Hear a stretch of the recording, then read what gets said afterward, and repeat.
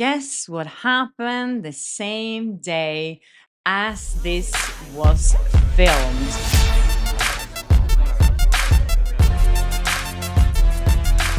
Hi and welcome to FlaawsomeTalk. I'm Shashti Flaw, and here on my channel I talk about my good and bad experiences in Hollywood, working as an entertainment reporter, and as you know, a lot about Blake Lively and Justin Baldoni's legal feud. And usually on Fridays I have a podcast, but today I'm combining my podcast with an episode because there's so much to talk about, and I've spent too much time speaking to lawyers and other YouTubers trying to solve this current situation where we're all being subpoenaed for our private information by Blake Lively and her team. So I'm sorry about that, but I do promise you that this episode is going to be very juicy. I did get a tip this morning from someone who pointed out the most revealing evidence that I've seen so far in Blake Lively's case. I'm going to talk more about that later, but first I wanted to explain today's most important news, which is that Blake Lively have subpoenaed 20 people on X as well. As you know, she has subpoenaed me and 15 other YouTubers. And as you can imagine, and as you know, we've been all very frustrated about this because it's been so vague. First, we thought they weren't real. We thought it was a scam. No one dared to reply to the email because it looked suspicious. But now we know it's real and it happened again. And this time it's even worse. If it could get worse at this point, it has. So yeah, I'm actually in talks with one of the Xers. Do we call them Xers when they're on X? We call ourselves YouTubers, but I don't know, people on X. Her username is The Spiritual Shift, and someone showed me her tweet this morning and I read it, and then I got in touch with her. She contacted me and we had a conversation about this. And I'm going to talk to her later today, and I'm going to do an episode with her. So please stay tuned for that. I will publish that on Sunday. But anyways, this is what she posted on X last night, late last night. She says, breaking exclusive, Blake Lively's legal team subpoena 20 X users. Unredacted subpoena reveals usernames. I was just subpoenaed over my X post on the Blake Lively Justin Baldoni case. Like many of you, I share my thoughts and opinions on public available information. I'm a licensed attorney. I don't know if they know that if they did, they probably wouldn't do this. Not very smart. And a casual content creator who started covering this case in late December 2024 to early January 2025 because it mattered and interested me. I'm not monetized, no ads, no sponsors, no donation, just over 2,400 followers. $0 made. Like many of you, I was drawn to this case, not just because it involves two celebrities in legal dispute, but because it exposes something bigger. How media manipulation, celebrity power, and unchecked PR influence are used to control public perception and narratives. So true. That's also why I'm so interested in this case. Of course, you know that I've been dragged into it because of my interview that went viral and started kind of a new avalanche of people questioning Blake's behavior. But one of the things that drew me to this whole legal feud as well is that there's so many layers to it. And now Blake Lively has added one more. And this is completely catastrophic for her. So this is the email that this user received from X. It said, we are writing to inform you that X received the attached legal process dated July 3rd, 2025, requesting information regarding your X account. So in this legal filing, this subpoena, it says that if she hasn't objected to this by July 16, they may release her private data, which was the day before she actually received the notice. So they sent this to her one day after the deadline to object to it. Isn't that just amazing? And then it says, X has not disclosed any information regarding your account at this time. I don't know what that time is, though. Please be advised that X may be obligated to produce basic subscriber information related to your account in the future. When very vague as well, as you can see, we wanted to bring this matter to your attention. If you intend to challenge the legal process, please raise this matter with the court of competent jurisdiction or the requesting party directly as found in the attached legal process. And it says here, well, we cannot give you legal advice. We suggest that you seek your own counsel if in this matter, blah, blah, blah. So now she's asking 20 more people to get their own legal counsel. This is what really makes me so angry in this case. She's forcing people to get lawyers who cost usually around $500 an hour. Like I said yesterday, she's just proving again and again that she's a bully. This is bullying behavior. There's a story actually in the Daily Mail from yesterday that just explains this so well. So the Daily Mail actually was the first publication to report on this. I was a little upset that no one picked it up yet, but it seems like now other outlets are starting to pick it up. I spoke to someone yesterday. I think they are going to publish a story today or later today. And I know others as well, Radar Online picked it up. And I think now it's becoming bigger and bigger because now she started to attacking more and more people. And if she's going to set this precedent that celebrities can get away with this by subpoenaing random content creators that are reporting on their behavior or recording on legal documents, that's really, really, really bad for everyone, for freedom of speech, for freedom of press, and so on and so on. I've talked about this a lot already. But anyways, this article has a guy who's interviewed. He's a crisis PR expert. He works, or he's the CEO of Reputation Management Consultants. His name is Eric Schiffer, and he has some amazing quotes. That's why this article made me laugh also, because I think they interviewed about 3 people here. So he's the one of them. And then there's another PR expert, and then there's an attorney, and all of them completely agree that this move from Blake Lively is a catastrophe. So I'm just going to quote a few of the things that he says here. He's saying, dragging micro creators into court over chit chat is nuclear overkill that screams bully, not brilliance. When you demand IP addresses and PayPal receipts from hobby vloggers, you risk being seen mugging the First Amendment in broad daylight. So true. Blake's subpoena blitz paints her with some as a toxic diva mugging creators. Watching a Hollywood millionaire trigger a subpoena bloodbath against hobby vloggers will flip some fans' love into loathing.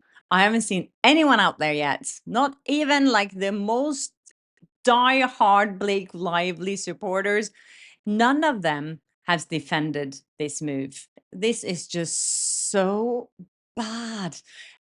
So this guy, Eric Schiffer here continues to say, Disney-grade charm mutates into a mutant privacy predator the instant she subpoenas creators' data and drenches Blake's rom-com glow in legal napalm. The subpoena spree risked turning America's sweetheart into Big Brother Blake, accented by airstriking aunts. Many fans don't sip that Kool-Aid. Hauling a channel with 38 subscribers into federal court in the PR equivalent is the PR equivalent of clubbing baby seals for sport. You don't sue low subscriber fleas with flamethrowers unless you crave a David versus Goliath backlash, or you are absolutely sure you have the goods. Every subpoenaed small blogger becomes an epic scale martyr. Their followers swarm like digital hornets, he says. He also says over-controlling celebs can take their brands into a death spiral when trying to muscle critics, as it can cement a stone-cold crazy narrative that sticks. So many people now are saying that Blake Lively can never, ever come back from this, because what she's doing right now is proving what kind of person she is.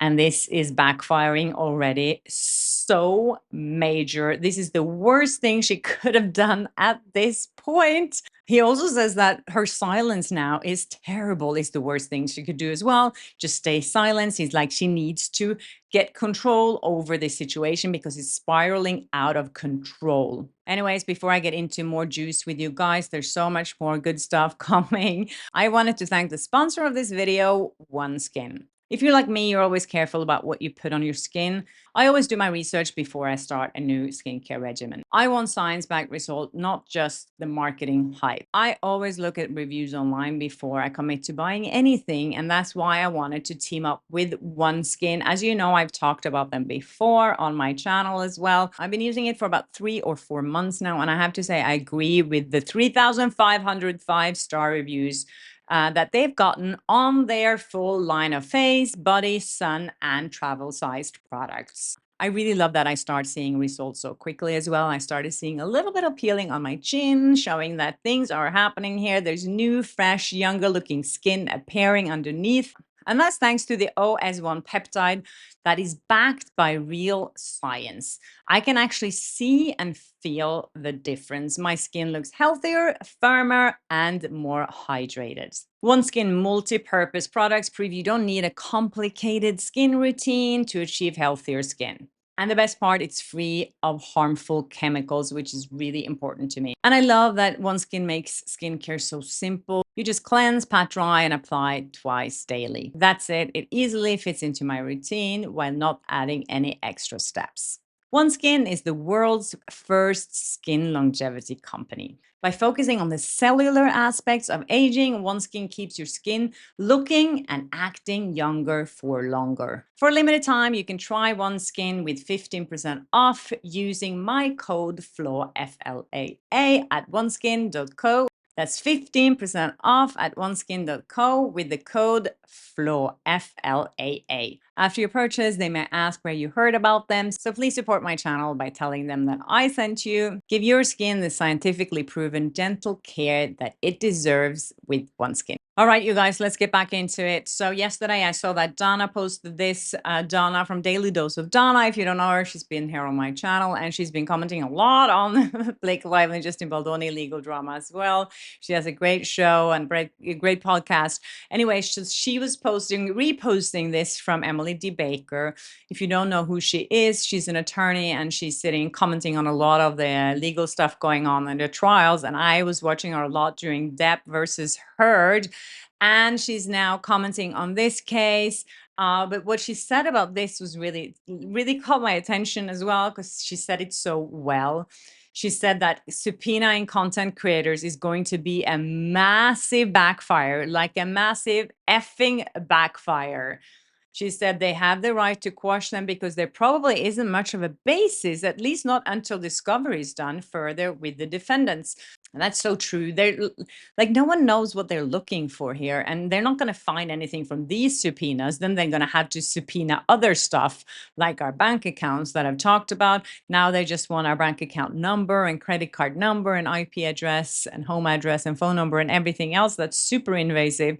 She said a lot of creators, even if they wouldn't call themselves reporters, are covered by a lot of the same shield laws that like the New York Times is.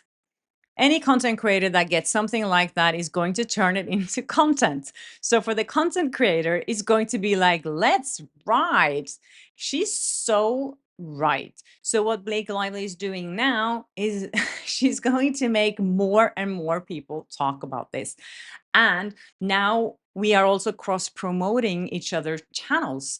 Like I said, I'm interviewing someone that's being subpoenaed on X today. Now you guys can go over and follow her on X and see what she's reporting on. And this is what's going to happen now, that more people are going to find even more people they can follow and listen to and get information from.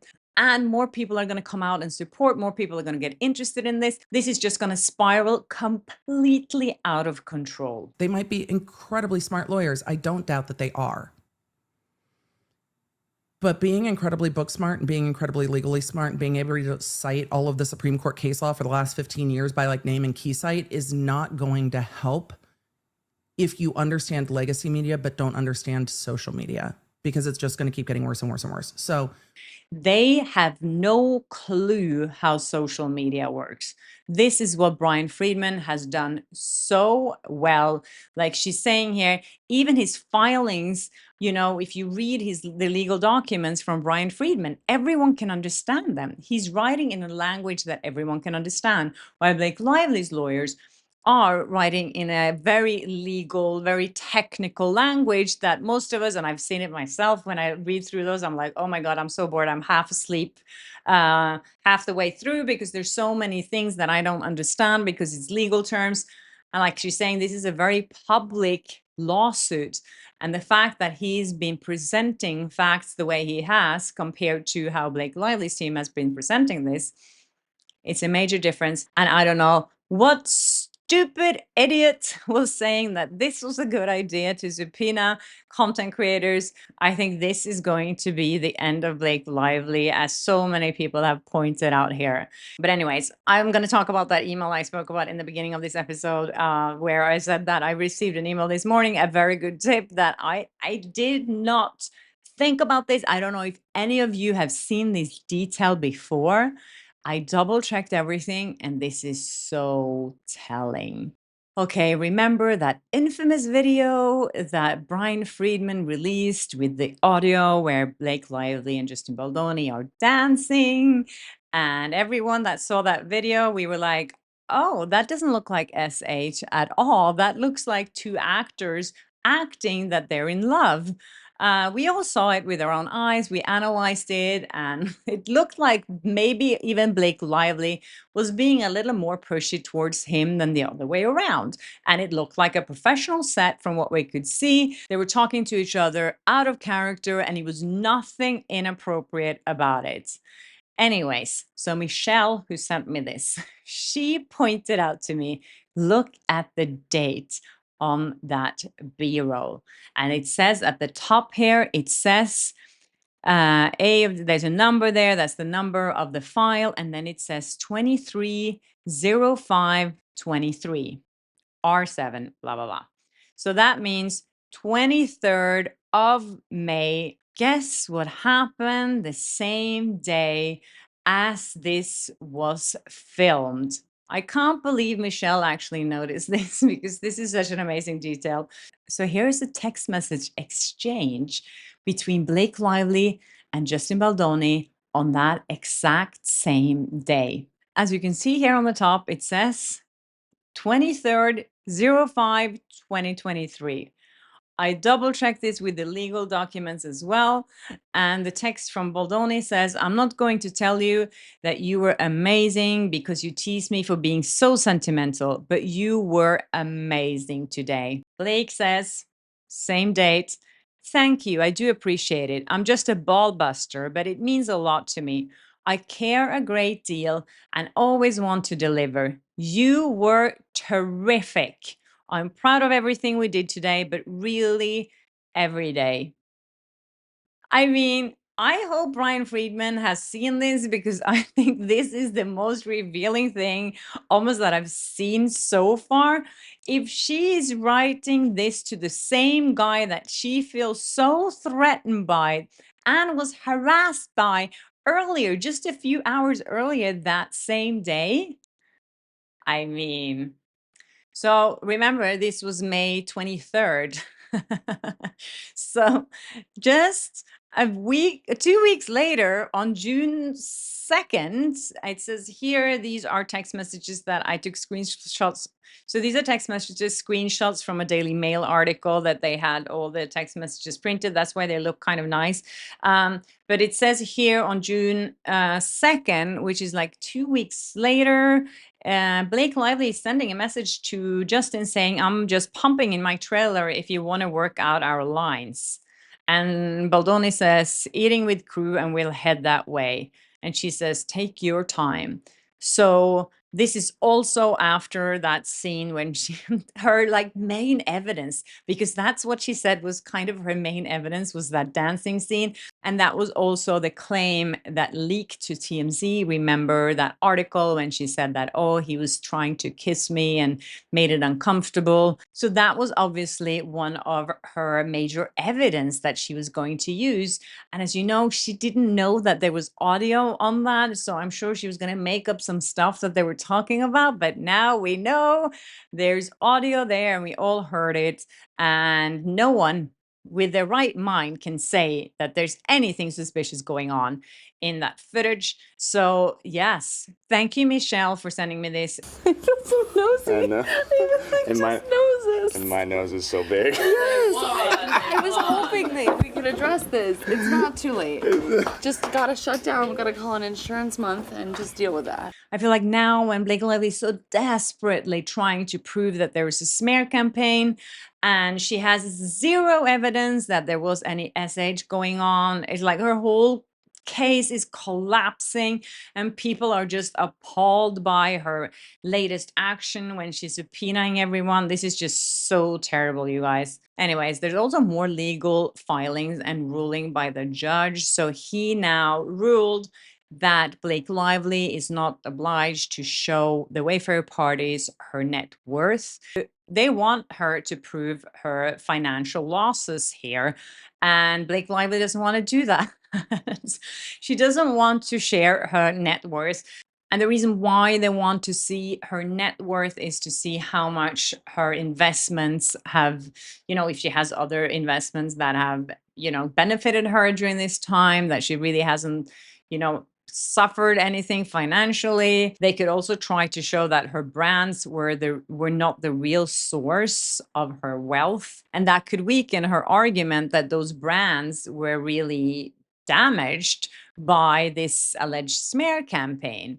She claims that because of Justin Baldoni, her hair care line, Blake Brown, lost about 56 to 70% of its potential sale. So she's seeking damages for that lost income. So Business Insider did a story on this, and it says here, however, in a partial win for Lively, the judge rejected Baldoni's request for personal net worth records, agreeing that such details like property values and investments were irrelevant to her business losses. The case continues to move forward, blah, blah, blah. By requesting her net worth, Baldoni's team may have wanted to test the credibility of those claims. If her overall wealth remained stable and grew, it could undermine her claim of serious economic injury. And of course, he did rule in Blake Lively's favor again, as he's been doing. I think what's going to be really interesting here is to see how Blake Lively claims financial loss, economic loss, while it ends with us was so successful and she was a producer on that film. So she's claiming that Baldoni was smearing her throughout this whole period of the premiere of the film and what happened after. And then at the same time as she was smeared by him, the movie was doing great. A jury could say, if her reputation was so damaged, why did the movie go so well? Why did it do so well? Why did people still go and watch her in that movie? Because she was the big name of that movie. It was her face on the poster and people still went to see it. So how can she claim that her image was so damaged? And the movie made so much money in the box office. Everyone was surprised by its success. So how is she going to claim that? The only thing she can claim is that her hair care line didn't sell and that Betty Buzz and Betty Booze didn't do as well as she hoped for. But of course, as we all know, Justin Baldoni had nothing to do with that. That was just Blake Lively's smear campaign against herself. She's the only reason why people are not liking her, because no one needs to get paid to share their opinions about it. People do it for free. Anyways, you guys, thank you so much for watching this episode. I really appreciate all your support. And as I said, there will be more this weekend. There's so much going on right now. I promise you, I will keep you posted on everything. And again, if you haven't subscribed to my channel, please do and hit the notification bell so you don't miss an episode of FlaawsomeTalk. And if you haven't checked out my podcast yet, please do. There's some really interesting episodes there and more to come. So yeah. Anyways, have a great weekend, everyone, and I'll see you in my next one.